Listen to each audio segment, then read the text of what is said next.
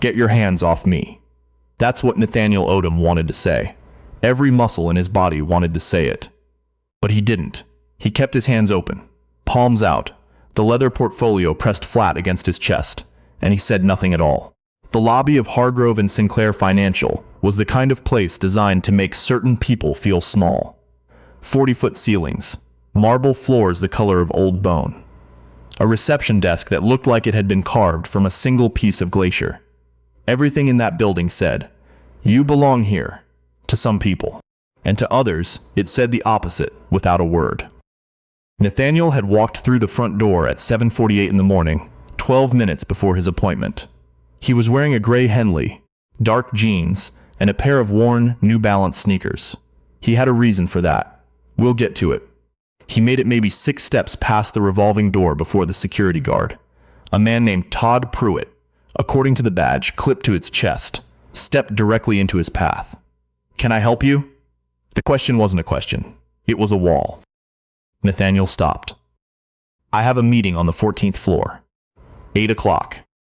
Todd Pruitt looked at him the way some people look at a stray dog that has wandered into a restaurant. Not angry exactly, just certain. Certain that whatever this was, it needed to go back outside. With who? Philip Hargrove. Something crossed the guard's face. A flicker of something. Amusement, maybe. Or disbelief. Philip Hargrove. That's right, sir. Todd Pruitt put a hand on Nathaniel's arm. Not hard, but it was there. "I'm going to need you to step back toward the entrance." Nathaniel looked down at the hand on his arm. He looked back up. "I have an 8 o'clock appointment, and I'm telling you that you need to wait outside until I can verify that. You have a phone at your desk. Call up and ask, sir. Call up and ask." The lobby was filling up now. People in suits streaming in through the revolving door. Badge swiping through the turnstiles, glancing over with the careful non-attention of people who see something uncomfortable and decide it has nothing to do with them. A woman in a blazer slowed her walk. A young man holding a coffee cup stopped pretending not to watch. Todd Pruitt made a decision in that moment that he would spend the rest of his life wishing he could take back. He grabbed Nathaniel Odom by both shoulders, spun him toward the exit, and shoved. Nathaniel went down, not because he was weak, because he wasn't expecting it. His left knee hit the marble first, then his hands. The leather portfolio skidded across the floor and stopped at the foot of the reception desk, where a woman named Andrea, who had worked there for 11 years, stared at it and did not move. The lobby went quiet. Not completely quiet. There were still footsteps, still the ambient murmur of a building waking up. But the particular silence of people who have just witnessed something that cannot be unseen settled over the room like a held breath. Nathaniel stayed on the floor for a moment, not because he couldn't get up, because he was making a choice. He looked at the portfolio on the floor. He looked at the marble under his palms.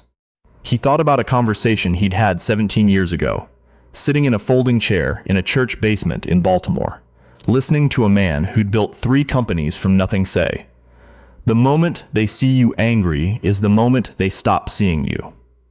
He got up slowly. He picked up the portfolio. He brushed off his knee. He looked at Todd Pruitt and said, very quietly, "You should call upstairs. If you've stayed with us this far, don't go anywhere, because what happened in the next 24 hours is the part that changes everything. And before we get there, make sure you hit that like button and subscribe to Heritage Tales, because we tell stories like this one every single week." Nathaniel Odom grew up in East Baltimore in a row house his grandmother owned, and his mother cleaned every Saturday morning on her hands and knees because, she said, a clean floor was the one thing you could always control. His father left when he was 4. His mother worked 2 jobs, a laundry service during the day, a diner on weekend nights, and she was never home, which meant Nathaniel was raised mostly by his grandmother, a woman named Estelle who kept a Bible on the kitchen table and a ledger next to it where she tracked every dollar that came in and every dollar that went out. It was the ledger that changed Nathaniel's life. He used to sit next to Estelle while she did her numbers, and she'd explain everything. What the church needed in repairs, what the property taxes were going to cost in the spring, what it meant when the interest on her savings account was lower than the rate of inflation. She wasn't a financial professional. She'd never finished high school, but she understood money the way some people understand weather. Not from textbooks, but from living with it, from feeling it change around you. By the time Nathaniel was 14, he was balancing the ledger himself. By 18, he'd gotten a scholarship to the University of Maryland. By 26, he had an MBA from Wharton and a job at a firm in Philadelphia that he quit after 2 years because, as he told a colleague on his last day, "I didn't go to school for 8 years to spend my career making rich people richer." What he built instead took another decade. A private equity firm called Odom Capital Partners, focused specifically on acquiring and restructuring mid-sized businesses in underserved markets. Companies that employed real people in real communities that had been mismanaged or underfunded or simply overlooked. He didn't make the Forbes list. He didn't want to. He flew commercial, drove a 7-year-old Honda, and wore gray Henleys on days when he wasn't meeting with anyone who needed to be impressed. On the morning of October 14th, he was not wearing a gray Henley by accident. He was wearing it because Hargrove Sinclair Financial was the target. Philip Hargrove had founded the firm 32 years ago with his college roommate, a man named David Sinclair, who died of a heart attack in 2019. Since then, the firm had been bleeding, slowly, quietly, the way firms do when the person running them stops paying attention to the details. 3 of their top advisors had left in the past 18 months. 2 institutional clients had pulled their accounts. The building they occupied on Michigan Avenue cost $4 million a year to lease and hadn't been renegotiated in a decade. Philip Hargrove was 61 years old and exhausted, and he had agreed to a meeting with Nathaniel Odom because his attorney had told him he had about 8 months before he'd need to start having very different conversations with very different kinds of people. Nathaniel had requested the meeting in writing. He'd been confirmed. His name was in the system. Todd Pruitt just hadn't looked. What happened after Nathaniel said, "You should call upstairs," was this. Todd Pruitt called upstairs. The call lasted 45 seconds. When he hung up, the color in his face had changed.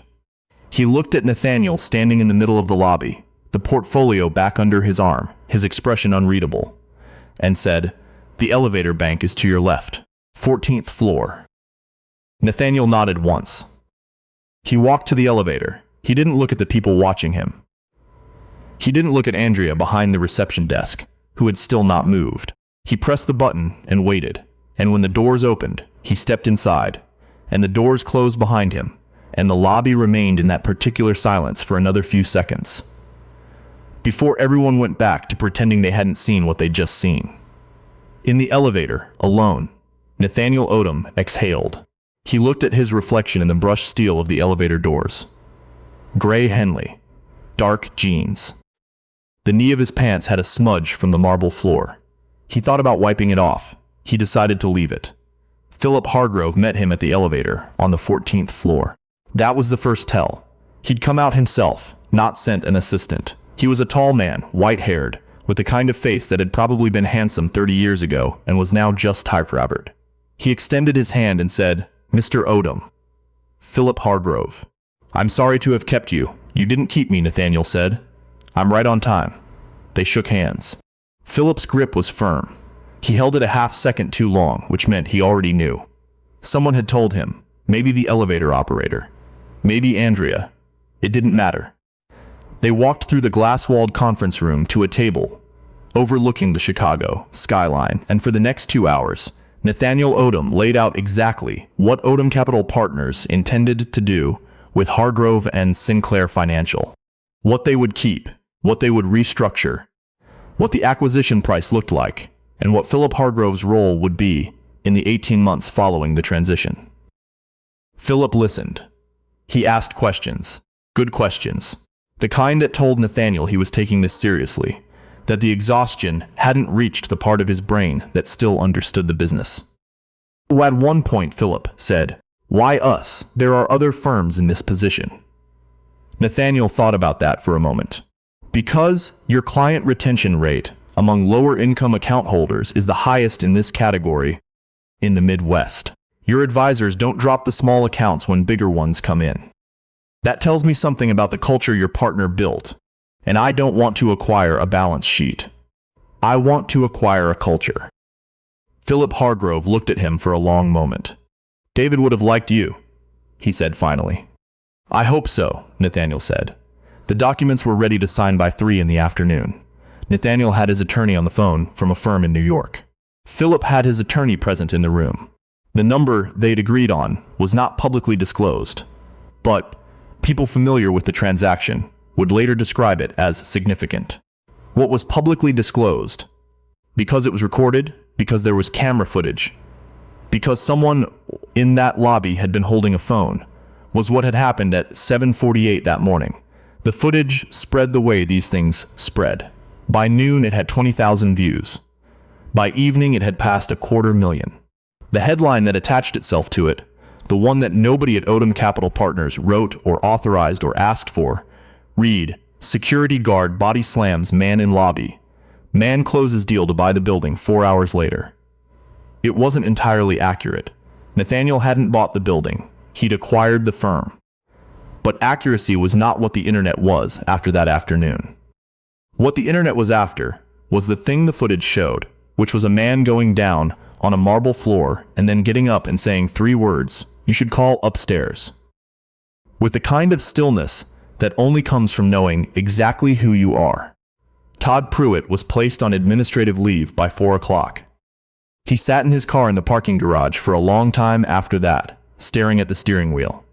He was 44 years old. He'd had the job for 6 years. He had 2 kids and a mortgage on a house in Berwyn, and a commute that took 45 minutes each way. He was not a bad man. He was a man who had made an assumption, and then a decision, and then lived out the consequences of both, in the space of about 40 seconds in a marble lobby. Later, this is important, and it's the part of the story most people don't get to. Later, Todd Pruitt wrote a letter. Not to the firm, and not to his union rep, and not to anyone his attorney told him to write. He wrote it to Nathaniel Odom directly, sent through the Odom Capital Partners website, and it said, "There is nothing I can say that makes what I did acceptable. I acted on an assumption that I have no right to make about any person. I am not asking for your forgiveness. I am asking you to know that I understand what I did, and that I will carry it." Nathaniel read it twice. He showed it to no one. He did not respond, but he kept it. Here's something about Nathaniel Odom that the news coverage didn't mention, because it didn't fit the arc of the story that was easiest to tell. When the acquisition of Hargrove and Sinclair was formalized, one of the first things he did was sit down with the firm's operations team and ask about the security staff. Not to fire anyone, to understand the training protocols. What were guards told to look for? What were they told to do? Who wrote those guidelines, and when and what assumptions had been built into them? The answer, when it came back to him in a 12-page internal review, was uncomfortable. Not because it revealed monsters. Because it revealed a system that had been designed, not maliciously, but thoughtlessly, to filter out a certain kind of person from certain spaces. The assumptions were baked in. The training reinforced them. Todd Pruitt had not invented that assumption in the moment he saw Nathaniel walk through the door. He had inherited it. He had acted on it, and he had taken it further than the system intended, but the system had pointed him in that direction. Nathaniel Odom rewrote the protocols, all of them. He brought in a firm that specialized in this work. He made the training mandatory across every property his companies managed or operated. He didn't announce it publicly. He didn't hold a press conference. He just did it. When a reporter from a Chicago business publication asked him, months later, what he had taken from the experience, Nathaniel was quiet for a moment. Then he said, "I took a smudge on my knee, and a very clear picture of what I needed to fix." Philip Hargrove retired at the end of that year. He and his wife moved to Asheville, North Carolina, where they had a house that had been in her family for generations. He sent Nathaniel a short email the day the transition was finalized. It said, "You're better at this than I was. Take care of David's people." Nathaniel wrote back, "That's why I came. Don't go anywhere." We're almost at the part that nobody talks about. The part that happened 3 months later, on a Tuesday afternoon. and it's the part of this story that I think about the most. And if you're new here, subscribe to Heritage Tales right now. We tell these stories because they matter, and because the people in them deserve to be remembered. 3 months after the acquisition, Nathaniel Odom walked back into the lobby of what was now called Odom Financial Group. They'd renamed it quietly, without fanfare, for a routine leadership review. He took the same revolving door. He walked across the same marble floor. The lobby had changed. Not dramatically. The 40-foot ceilings were still there. The reception desk was still there, though Andrea, who had finally unfrozen 3 days after October 14th, and sent Nathaniel a handwritten note that said simply, "I'm sorry I didn't move." Andrea now looked up and smiled when he came in. The security staff had changed too.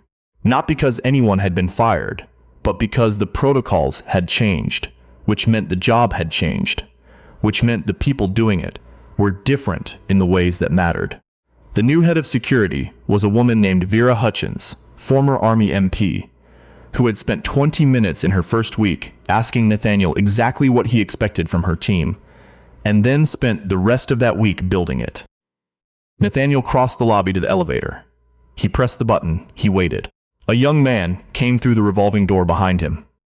Maybe 22, 23, wearing a hoodie and carrying a backpack, looking at his phone, looking up, looking around, with the particular expression of someone who is not sure they are in the right place. He slowed down. He looked at the reception desk. He looked at the elevator banks. He looked just for a second like he might turn around. Nathaniel watched from the corner of his eye. The elevator arrived. "You headed upstairs?" he said. The young man looked at him. Looked at the elevator. Yeah, I have an interview. 21st floor?" "That's Odom Financial," Nathaniel said. "Come on." They rode up together. The young man's name, it turned out, was Caleb. He was applying for an analyst position. He'd gone to DePaul, graduated in May, and this was his 3rd interview in 2 weeks. He was nervous. It showed. "Any advice?" Caleb said, mostly because the silence needed filling. Nathaniel looked at the floor numbers counting up. "Be exactly who you are," he said. "The building doesn't get to decide that. The doors opened on the 21st floor." Caleb stepped out, then turned back. "Thanks," he said. "Good luck," Nathaniel said. The doors closed. He rode the rest of the way up alone. And somewhere between the 21st floor and the 24th, something in his face changed. Relaxed, maybe, or settled, the way a thing settles when it has finally found the place it was always supposed to be. The folder under his arm was different today. No worn leather. No smudge of marble on his knee. Just a man in a building that now had his name on it. Going to a meeting he had every right to attend. Some people spend their whole lives trying to prove they belong somewhere. Nathaniel Odom spent one morning on a marble floor, and then spent every morning after that, making sure no one else had to prove it either.